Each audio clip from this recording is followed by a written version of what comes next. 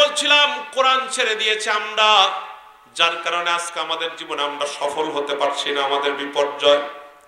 কোরআন ছেড়ে দেওয়ার পথ হলো তিনটা। 1 নম্বরে কোরআনের তেলাওয়াত ছেড়ে দেওয়া, 2 নম্বর কোরআনের তাফসীর এবং ব্যাখ্যা না বোঝা, এটা বোঝা ছেড়ে দেয়া, 3 নম্বর কোরআনের উপর আমল ছেড়ে দেওয়া, যেটা আমরা দেখতেছি আমাদের জীবনে কোরআনের উপর আমল নাই।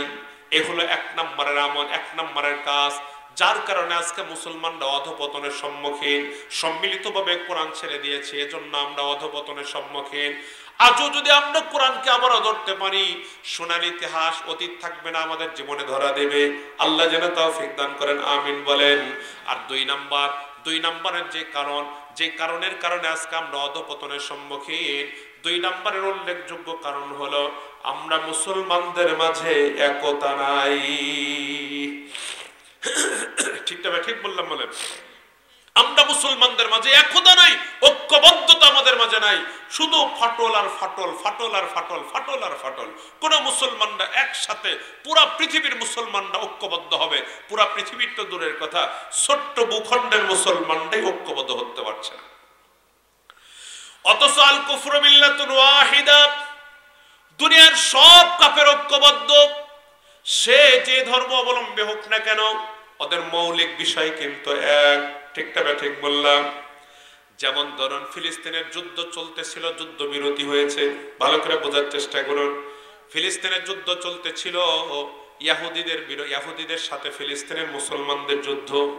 সেই সময় দেখা দিয়েছে বাংলাদেশের হিন্দু এবং অন্যান্য ধর্ম অবলম্বী যারা আছে, ফিলিস্তিনের যুদ্ধ চলতেছে ইহুদিদের সাথে, তাদের সাথে তারাও একাত্মতা ঘোষণা করেছে। ঠিক বললাম বলে? কাঁটাতারের বেড়া তাদেরকে আড়াল করতে পারে নাই, ভূখণ্ডের দূরত্ব তাদেরকে আড়াল করতে পারে নাই। পুরা পৃথিবীর কুফরি শক্তি ঐক্যবদ্ধ, কিন্তু আমরা মুসলমানদের কাঁটাতারের বেড়া এবং আমাদের ভূখণ্ড আমাদের মাঝে বিভাজন সৃষ্টি করে দিয়েছে। তাই যদি না হবে, 57টি মুসলিম রাষ্ট্র আছে, 200 কোটির মতো মুসলমান। আমরা মুসলমানরা যদি ঐক্যবদ্ধ হতাম, এক প্ল্যাটফর্মে যদি আমরা থাকতাম, নারায়ে তাকবীরের ধ্বনি দিয়ে যদি আমরা আগে বাড়তাম, কাফের মুশরিকরা পেশাব পায়খানা করার পরে ঢিলা কুলুপ ব্যবহার করার কথাও ভুলে যেত। ঠিক বললাম বলেন? আজীব ব্যাপার, আমাদের ভেতরে ইখতিলাফ, ছোট ফাটল আর ফাটল, ফাটল আর ফাটল। মুসলমানরা কখনো এক হতে পারছে না, আর কাফেররা সব এক হয়ে গিয়েছে। আর কুফরি শক্তি এটাও ভালো করে জানে, মুসলমানরা যে পথে ঐক্যবদ্ধ হবে, ওটাকে মাঝে মাঝে কোমর ভেঙ্গে দেওয়ার চেষ্টা তারা করে। ঠিক বললাম বলে? যেমন একটা বিষয় আপনারা সকলে জানেন, দাওয়াত ও তাবলীগের নিসবতে পুরো পৃথিবী নীরব যুদ্ধ চলেছে, পুরো পৃথিবী ব্যাপী। ঠিক বললাম বলে? দেখুন, সংগ্রামের নামে পৃথিবীর ওই সমস্ত রাষ্ট্রে কখনো দ্বীনের আওয়াজ পৌঁছানো সম্ভব হতো না, কিন্তু দাওয়াত ও তাবলীগের নিসবতে নিঃশব্দে নীরবে এই সমস্ত লোকেরা কালিমার দাওয়াত বহু দেশে, বহু অমুসলিমদের কাছে পৌঁছে দিয়েছেন। ঠিক বললাম বলে?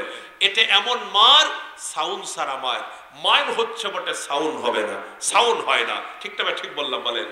এই দাওয়াত ও তাবলীগের অগ্রযাত্রাকে থামিয়ে দিয়েছে। ওরা জানে, বিশ্বের কুফরি শক্তি জানে, এদের অগ্রযাত্রাকে যদি থামিয়ে না দেওয়া যায়, তাহলে এদের যে মিশন চলছে পৃথিবী বয়, তাহলে এরা ধীরে ধীরে সব তাদের করে নেবে। অতএব মুসলমানরা যেন তাবলীগের নিসবতে ঐক্যবদ্ধ আর হতে না পারে, এমন একটা পজিশন, পরিবেশ সৃষ্টি করেছে যে এখন আর দাওয়াতের কাজ করবে কি, ভেতরে মুসলমানরাই মুসলমানদের বিরুদ্ধে, একজন আর একজনের বিরুদ্ধে কাদা সরাসরি করে 24টা ঘন্টা। ঠিক বললাম বলে? আসলে কাফেররা মুসলমানদেরকে ঐক্যবদ্ধ হতেও দিতে চায় না। এটা আমাদের সবচেয়ে বড় ব্যর্থ হওয়ার অন্যতম আর একটি কারণ, যে আমরা মুসলমানরা বৃহৎ স্বার্থেও ছোট ছোট কিছু বিষয়গুলাকে পদদলিত করে ঐক্যবদ্ধ হয়ে একসাথে পথ চলবো, এই চেতনাটুকু আমরা লালন করতে পারি না। এটা আমাদের আরো একটি, আমাদের অকৃতকার্য হওয়া, আমাদের পতনের আরো একটি মূল কারণ। কথা বোঝাতে পেরেছি কিনা বলেন?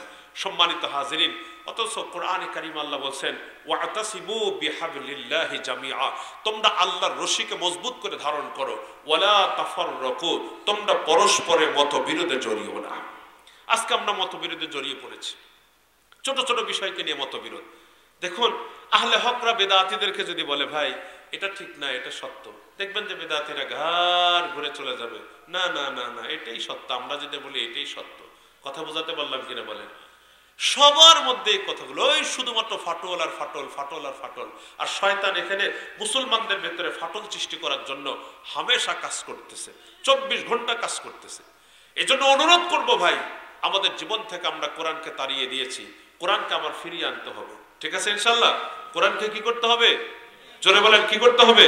ফিরিয়ে আনতে হবে। আপনাদের বাচ্চাদেরকে কোরআন শিখাবেন তো ইনশাল্লাহ? নিজেরা যারা সহি শুদ্ধ তেলাওয়াত আমরা জানি না, লাজ লজ্জা ফালায় দিয়া ইমাম সাহেবরা আছে, গোয়ালবাড়ি মাদ্রাসা সহ আরো আশপাশে বহু মাদ্রাসা আছে, ওনাদের কাছে গিয়ে কোরআন শরীফটা সহি শুদ্ধ করে শেখার চেষ্টা করা।